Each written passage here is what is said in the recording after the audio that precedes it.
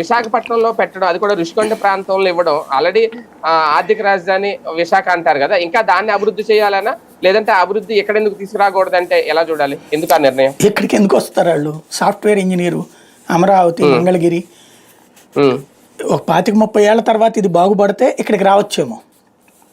కానీ ప్రస్తుతం ఇవాళ ఉన్న సామాజిక కోణం మీరు చూసుకోండి. పల్లె ప్రాంతాల్లో పెళ్లి చేసుకునే అమ్మాయి తన పల్లెటూళ్ళలో ఉండటానికి ఇష్టపడట్లా, పట్టణ ప్రాంతాల్లో పెళ్లి చేసుకునే అమ్మాయి కూడా తను అక్కడ ఉండటానికి ఇష్టపడట్లా.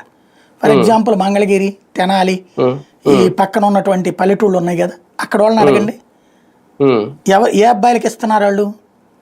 హైదరాబాద్లో ఉద్యోగం చేయాలా, చెన్నైలో ఉద్యోగం చేయాలా, బెంగళూరులో చేయాలి, గురుగావ్లో చేయాలి, ఢిల్లీలో చేయాలి. అట్లయితేనే చేస్తాం.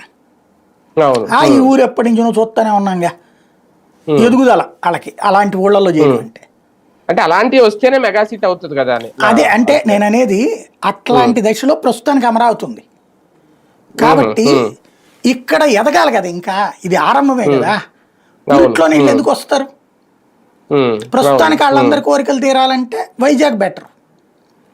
వైజాగ్ ఇంకోటి, ఈ సాఫ్ట్వేర్ కంపెనీలు వీళ్ళందరూ వైజాగ్కే ప్రయారిటిస్తారు. ఎందుకంటే ఇవాళైనా సరే మీరు ఇప్పుడు మనకి దుస్తుల గురించి నేను కామెంట్ చేయను, కానీ ఆడపిల్లలు చాలా ఈజీ డ్రెస్సెస్ని, రిలాక్స్డ్గా వాడే దుస్తుల్ని హైదరాబాద్లో, మన బెంగళూరులో కానీ, చెన్నైలో కానీ, లేదంటే కనుక ముంబైలో కానీ క్యాజువల్గా వెళ్ళిపోగలరు రోడ్డు మీద.